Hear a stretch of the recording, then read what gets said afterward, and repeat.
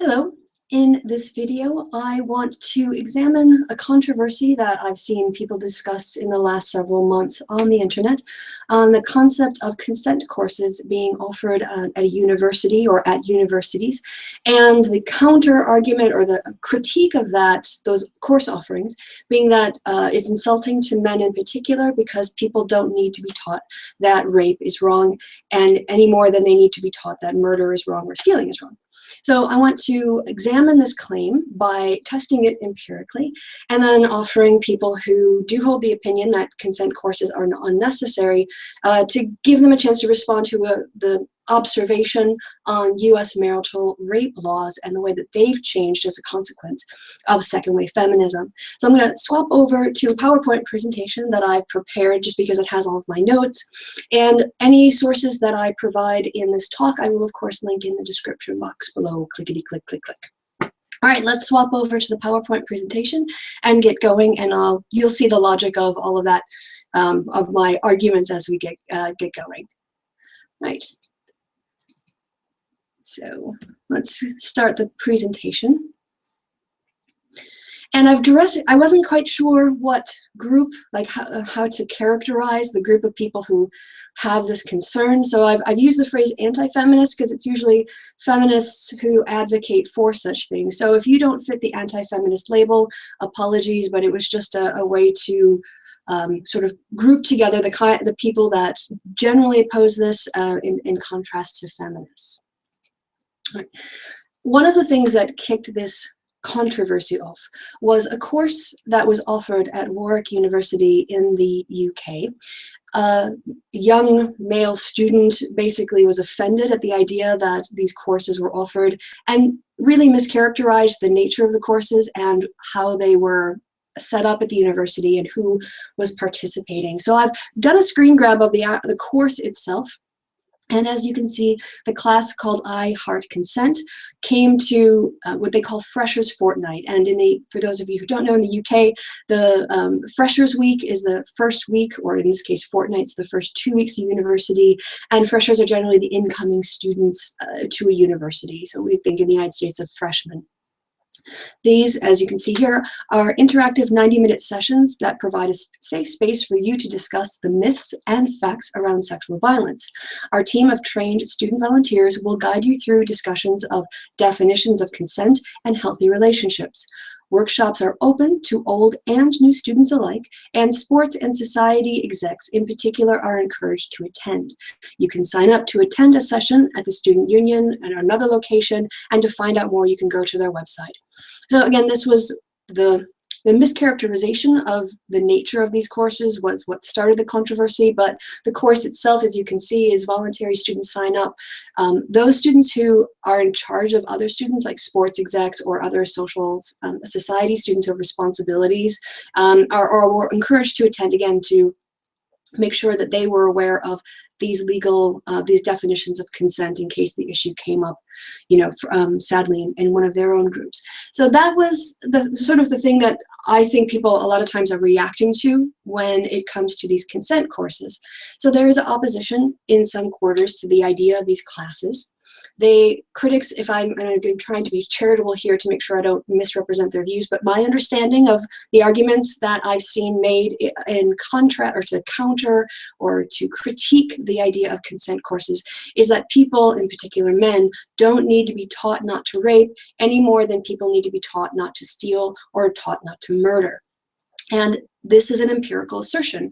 To say that people don't need to be taught not to rape is something that we can test by examining the evidence. We can look to the world to see whether or not that this perception of how people perceive consent is correct. And I offer as a case study for those of you who oppose the idea of consent courses as necessary or even a good idea, and not necessary as in required, but necessary as an offering there to help people understand the concept of consent, the legal definitions, processes that you go through in a sexual assault case, these kinds of things, is US marital rape laws. Now, the premise that I'm basically arguing here is that we do need to have a discussion about consent in society, because consent is not something that people intuitively understand, and that and in terms of consenting in a sexual relationship, we have a history where women did not have legal protection from rape. Well, for a long time, you know, outside of marriage, if you think about the Bible, women could be executed for having been a rape victim. And as societies have gone on, we've seen that rape within marriage was considered not a crime. And to provide evidence for this, I'm citing an article that was provided for the California Legal Law Review entitled A Legal History of Marital Rape by Jill Elaine Hasday. And I'm going to apologize in advance for reading at length, but the entire article is several pages long. And I don't want to do the whole thing here on the website or on the webcast. So I'm just going to pull out the things from the article that I think are relevant to my counter argument to the idea that we shouldn't be offering consent courses because they're on their prima facie offensive to men. To point to the fact that the concept of rape itself has changed over time, and that laws around consent and sexual assault and rape are complicated, and that to think that people will know these things intuitively is rather simplistic and isn't borne out by the evidence. So from the article, at common law, husbands were exempt from prosecution for raping their wives. Over the past quarter century, this law has been modified somewhat, but not entirely. A majority of states still retain some form of the common law regime. They criminalize a narrow range of offenses if committed within marriage, subject the marital rape that they do recognize to less serious sanctions, and or create special procedural hurdles for marital rape prosecutions. The current state of the law represents a confusing mix of victory and defeat for the exemption's contemporary feminist critics. Virtually every state legislature has revisited the marital rape exemption over the last 25 years, but most have chosen to preserve the exemption in some substantial manifestation. I have one more slide I want to read, and then I'll get back to the, go forward, here we go. If modern opponents and defenders of the marital rape exemption agree on any question, it is that their dispute is a new one. The contemporary debate over the exemption operates on the assumption that the law's treatment of marital rape first became controversial in the late 20th century. Supporters of the exemption frequently assert that women never saw the need to challenge a husband's conjugal rights until approximately 25 years ago.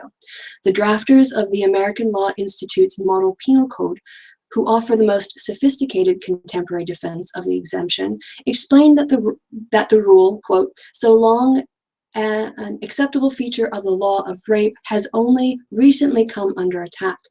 Judges similarly note that until 1977, there was no serious challenge to the spousal exemption, or observe that until the late 1970s, there was no real examination of the subject whatsoever. Prominent modern feminists, in turn, identify themselves as part of the first organized political opposition to marital rape, a reality about which little systematic was known before 1970. And apologies for the kind of random question marks and other punctuation. This was taken from a PDF, and I think when I pasted it into the slides, some of the images or the characters were translated slightly strangely. So on to my final slide. For those who assert that people do not need to be taught to rape, that rape is wrong, or that people don't need to be taught not to rape. With this U.S. marital law observation, we can see that it wasn't until the emergence of second-wave feminism that challenged the private sphere norms and cultural norms that the issue of marital rape even became a topic for discussion. And it was only after feminists raised the issue of marital rape that it started to be criminalized. And it took over 20 years, from 1977 until I think 1993, was the North or South Carolina, sorry if I'm slandering one of the Carolinas, but it was one of those states, I believe, that was the final state to make marital rape a crime. So my question for those of you who oppose consent courses being offered are the following.